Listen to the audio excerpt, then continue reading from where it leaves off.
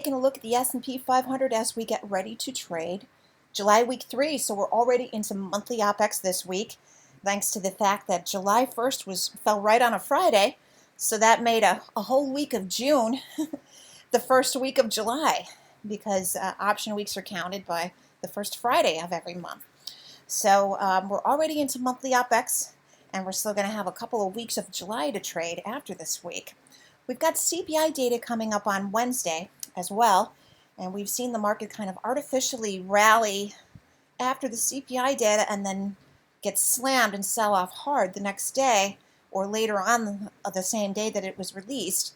So we're looking for that pattern to change or stay the same coming up on Wednesday. Let's start off by looking at what happened on Friday at our intraday chart. You can see that we had a little gap down open on Friday, but we rallied back. We had the non-farm payrolls report. We rallied back after setting the initial balance low to a new high for the week at 39.1850. This was yet another attempt to look above the halfway back for the month of June, the month we just closed up, and the month of June contains our low for the year, on our low for the first half of the year as well. So it's a significant halfway back point at 39.07 and small change, 39.0719. So in the Twitter threads, I refer to it as 39.07, but you might want to use 39.08 for the sake of sanity to kind of judge it by. So we took a look above it and failed. We tried to take another look above it at the end of the day and rolled over and failed and ended up closing the week below 3,900, a lower close below Thursday, which had closed for the first time above 3,900 in several weeks. So kind of a little heartbreaker there at the end of the day, loss of the 20 line on the intraday chart here, but keeping the daily candle green. So kind of a mixed bag of feelings there. And as you can see, a big selling tail and a big buying tail on the candle. They call this a spinning top. It's sort of the candle of indecision.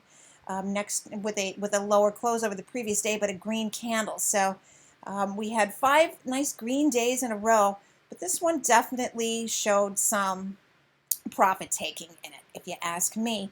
And as we're going into the CPI data, maybe we're not going to really see a move much higher.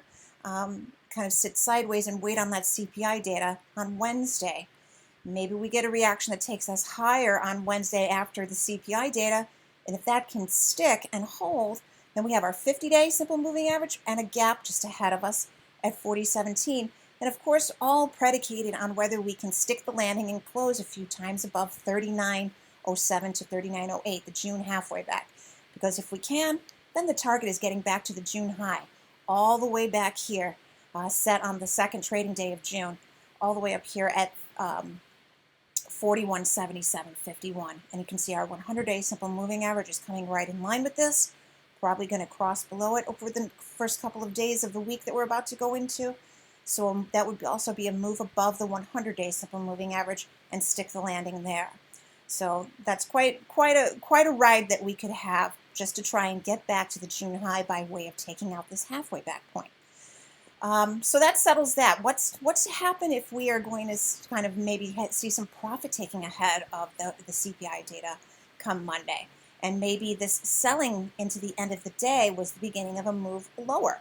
First, we have our 10-day simple moving average, and you can see that has been 3 days of support here, starting on Wednesday of the week, Wednesday of the week we just traded.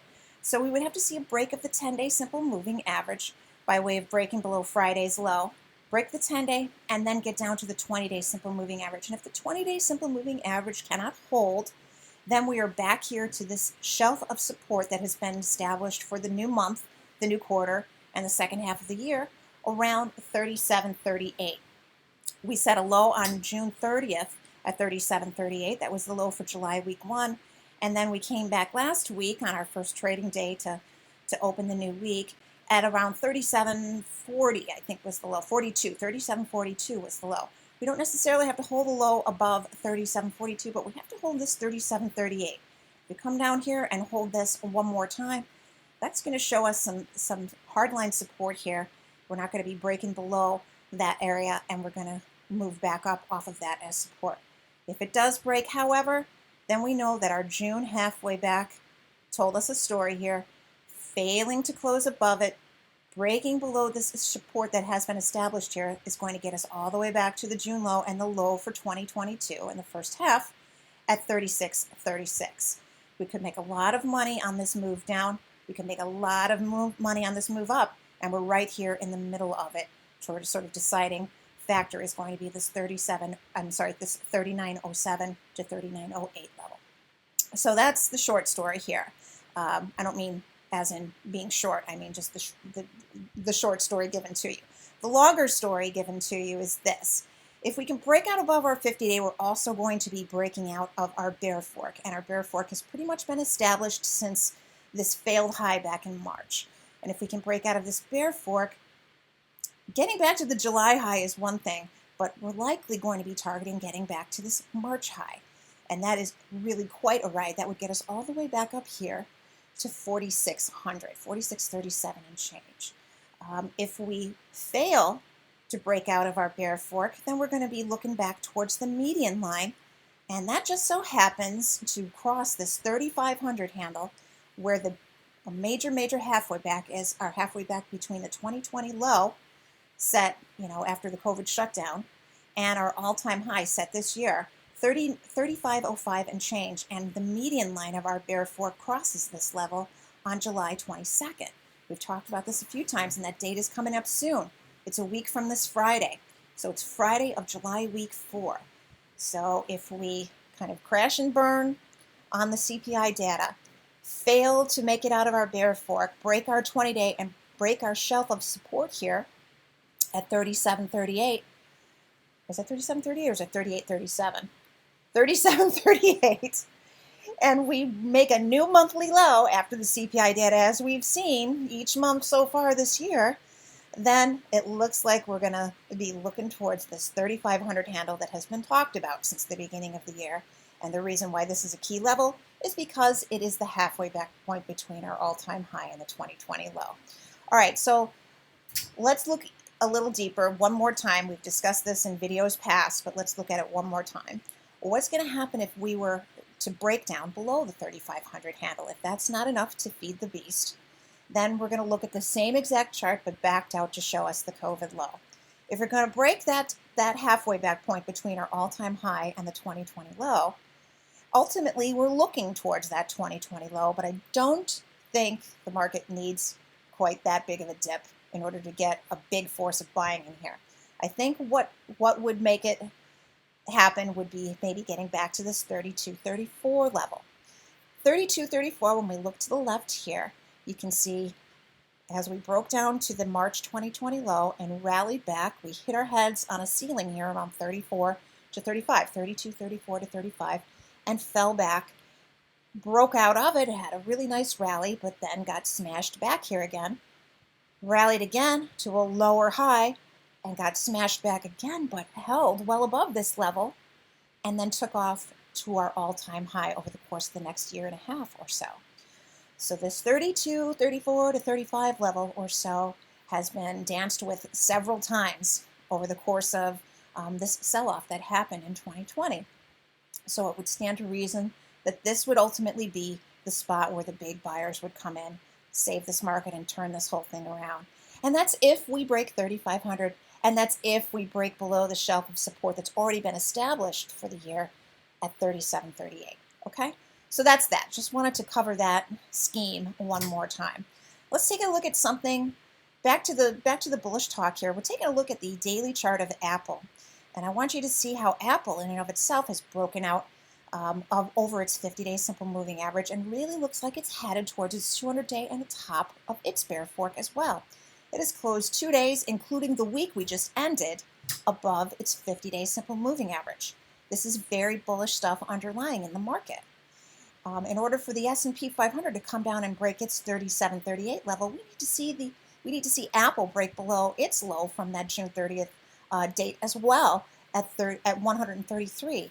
But if we instead see Apple continue to rally towards its bull fork median line and the $150 handle, that's a very key level for Apple. It has visited it 3 times this year before finally breaking down below it at the start of June. If it can get back to 150 and stay above 150, the S&P 500 is not going to see that breakdown.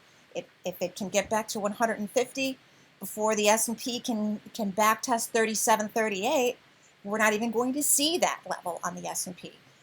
However, if Apple does fail here and fall back and break its June 30th low, then the S&P will follow suit as well. So this is a great thing to keep, in the side view mirror. You know, this sort of tends to lead the S&P 500 by a couple of days, and if we're seeing the fact that Apple's taken out its 50-day, maybe that CPI data isn't going to spook the market the way that it has every month this year. Maybe we are going to be above our 50-day by the end of the week. Let's take a quick look at the options and then wrap this video up. We've got an expiration every single day of the week, so if you're going to play same-day expiration, you need to use a strike that can go in the money. So you still need to use your $5 and your $8 windows. Right now, you can easily use those because the VIX is very low. When the VIX boosts up higher towards 30, you got to use your $11 window and your $8 window. But when the VIX is low, you can use 5 and 8. And right now on the puts, 38.70 went out around the $8 window, 38.70 to 75, and then 38.50 to 55 went out at the $5 window. Over on calls, 39.25 went out at the $8 window, and 39.35 went out at the $5 window. That's where I would be looking as we start the day on Monday, depending on whether we open weak or strong. Let's see how this all works out. If you don't want to use same-day expiration, since it's monthly OPEX week, try and go out to that Friday morning expiration and use the July monthlies. And as the week wears on, make sure you're using the Friday end of the day, because remember that those monthlies only trade through the end of the day on Thursday.